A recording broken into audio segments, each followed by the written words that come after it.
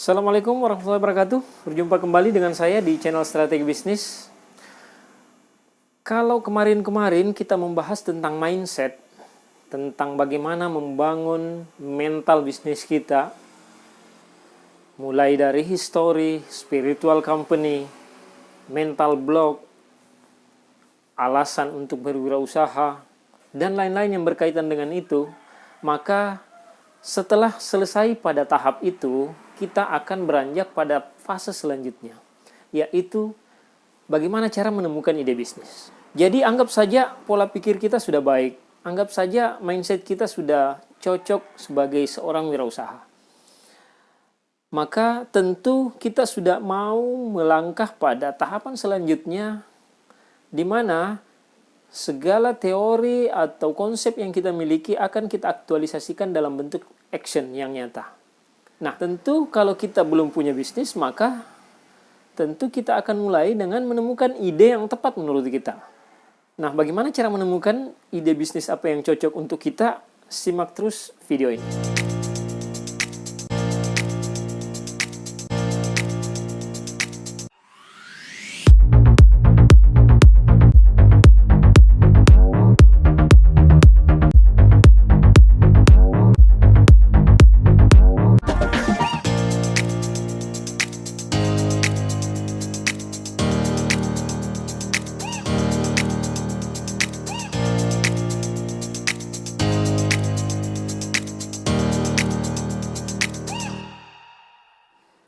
Baik teman-teman sekalian, wirausaha muda Indonesia, paling tidak ada 5 tools atau 5 cara atau 5 strategi untuk menemukan bisnis apa yang cocok untuk kita. Baik itu diri kita ataupun yang ada di lingkungan kita. Yang pertama adalah kita harus melihat dari passion kita. Apa itu passion? Passion adalah hal yang kita rela melakukannya berjam-jam dan kita rela untuk tidak dibayar.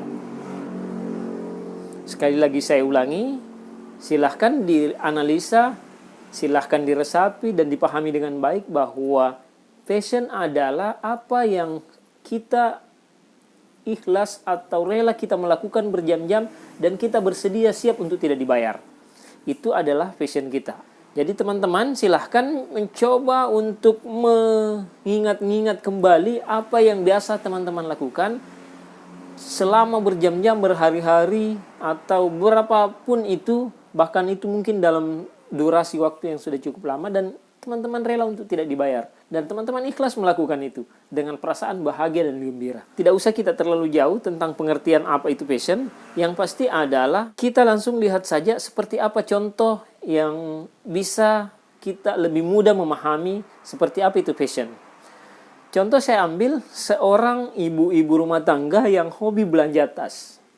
Seorang ibu-ibu rumah tangga yang hobi belanja tas, memang hobinya dia shopping gitu. Nah, karena hobinya shopping, akhirnya dia punya koleksi tas yang sangat banyak di rumahnya.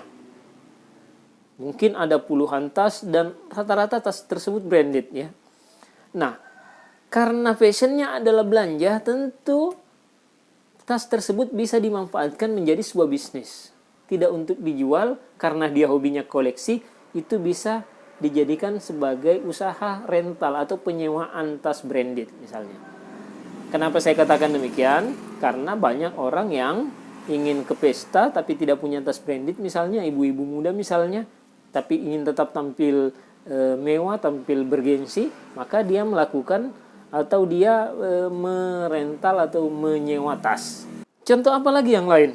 Ada teman saya yang suka foto, di mana-mana apapun itu difoto, sedikit-sedikit foto. Ketika ada objek menarik dia foto. Nah, ini adalah fashionnya dia, memang dia hobi foto. Nah, ini bisa dijadikan sebuah usaha, ini bisa dijadikan sebuah bisnis untuk misalnya selain yang seperti pada umumnya sebagai membuka studio foto misalnya, bisa juga menjual foto-foto hasil jepretannya dia.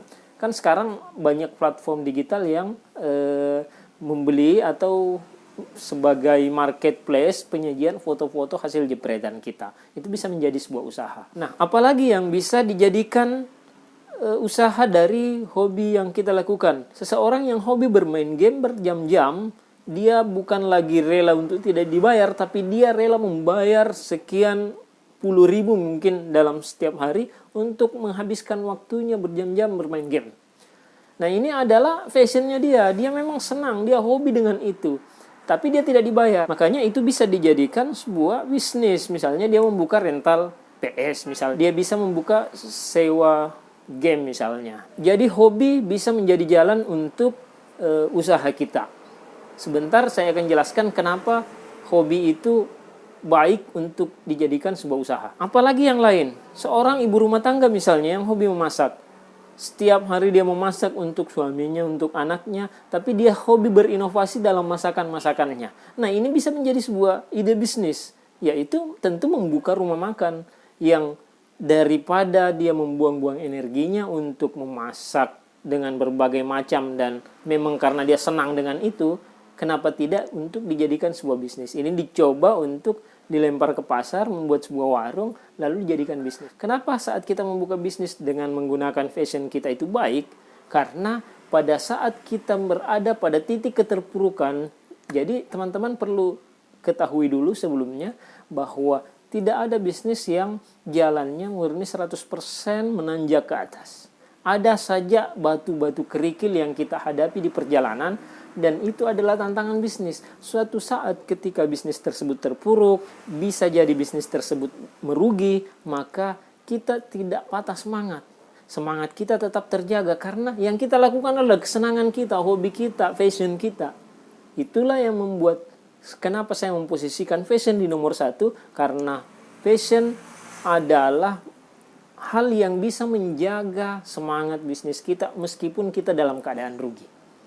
Bahkan gulung tikar sekalipun. Saya kira teman-teman sisa bagaimana meramu, membenchmark bagaimana fashion atau hobi kita yang sering kita lakukan itu bisa teman-teman ejawantahkan dalam sebuah bentuk ide bisnis.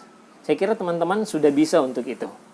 Nah, yang selanjutnya, bagaimana pola yang kedua untuk menemukan ide bisnis setelah fashion adalah dengan strategi ATM. Apa itu ATM? Amati, tiru, dan modifikasi. Amati, tiru, dan modifikasi adalah salah satu tools yang bisa memudahkan kita untuk menemukan bisnis apa yang tepat untuk kita. ATM ini adalah pola yang membutuhkan kejelian dan ketepatan dalam melihat sebuah produk atau melihat sebuah peluang yang ada di sekeliling kita. Kita amati dengan baik sebuah usaha misalnya, kemudian kita tiru, lalu kita modifikasi. Kita merubah sedikit apa yang perlu diinovasi dalam sebuah bisnis tersebut. Saya kasih contoh, usaha kue misalnya. Mungkin tetangga Anda atau teman Anda ada yang jualan kue, tapi kuenya monoton, itu aja. Maka teman-teman bisa membuka usaha dengan membuat kue yang sama dengan sedikit modifikasi. Apakah rasanya yang diperkaya? Misalnya kalau yang dulunya kuenya datar-datar saja, kini Anda bisa membuat kue dengan berbagai macam aneka rasa. Misalnya ada coklat, stroberi, vanila, dan lain-lain sebagainya. Ini adalah inovasi yang membuat orang akan pindah pasar dari yang dulunya memilih yang si A, pindah ke Anda. Setelah Anda membuka bisnis yang tadi sudah Anda canangkan. Inovasi itu tidak berdasar pada persoalan rasa saja, bisa saja bentuknya. Pasti teman-teman pernah melihat di televisi misalnya seorang yang jualannya es krim, jualannya minuman boba yang lagi ngetren, lalu kemudian diberikan hiasan seperti boneka misalnya dengan bentuk-bentuk yang unik. Itu akan menjadikan peluang bisnis yang baru bagi dia karena keunikan yang dia miliki. Nah, itu teorinya dasar, yaitu ATM, amati, tiru, lalu modifikasi. Dia memodifikasi bentuk dasar sebuah bisnis untuk kemudian dikembangkan menjadi bisnis baru. Kemudian misalnya bisa juga kita ambil contoh pada usaha coffee shop misalnya. Coffee shop yang saat ini orang monoton hanya datang berkunjung lalu pesan. Kenapa tidak membuat sebuah coffee shop dengan inovasi-inovasi tersendiri? Misalnya, sang pelanggan bisa meracik sendiri kopi yang sesuai dengan seleranya. Takaran gulanya sesuai, takaran kopinya sesuai. Bahkan dengan cara dia sendiri yang meracik, dia sendiri yang menyeduh. Ini akan membuat sebuah sensasi dan seni dalam dunia perkopian atau dunia perkopi shopan Indonesia. Tentu ini adalah inovasi-inovasi yang bisa kita lakukan agar kita bisa lebih mudah dalam menemukan ceruk-ceruk pasar yang baru ketika kita membuat bisnis nanti. Apalagi contoh yang lain kalau kita ingin melakukan strategi ATM. Bisa juga misalnya dengan bisnis laundry misalnya. Bisnis laundry kita amati dengan baik seperti apa bisnis tersebut, kemudian kita tiru, kita membuka bisnis laundry yang sama, kemudian kita modifikasi. Apanya yang dimodifikasi? Mungkin saja marketingnya atau pola pelayanannya. Pola pelayanannya kita bentuk misalnya antar jemput atau laundry yang drive-thru misalnya. Segalanya bisa kita lakukan dengan inovasi-inovasi dan ide-ide kreatif sehingga kita bisa membuka bisnis baru. Jadi poin yang kedua setelah fashion, setelah kita menemukan ide bisnis melalui fashion kita menemukan ide bisnis melalui metodologi ATM. Amati, tiru, kita amati dengan baik seperti apa bentuk bisnisnya, kemudian kita tiru, lalu kita modifikasi. Dengan modifikasi tersebut, kita menemukan ceruk-ceruk pasar yang baru. Bahkan bisa mengalihkan pasar-pasar yang lama yang sudah jenuh dengan produk yang lama untuk berpindah ke produk yang baru. Paling tidak sudah ada 2 pola atau cara untuk menemukan ide bisnis yang baru. Kalau saya akan menjelaskan video ini menjadi 5 poin sekaligus, tentu ini akan terlalu panjang. Kita akan membuatnya menjadi 2 part. Jadi untuk poin yang ketiga, keempat, dan kelima kita buat di video selanjutnya. Untuk saat ini sekian dulu. Terima kasih sudah menonton video ini. Assalamualaikum warahmatullahi wabarakatuh.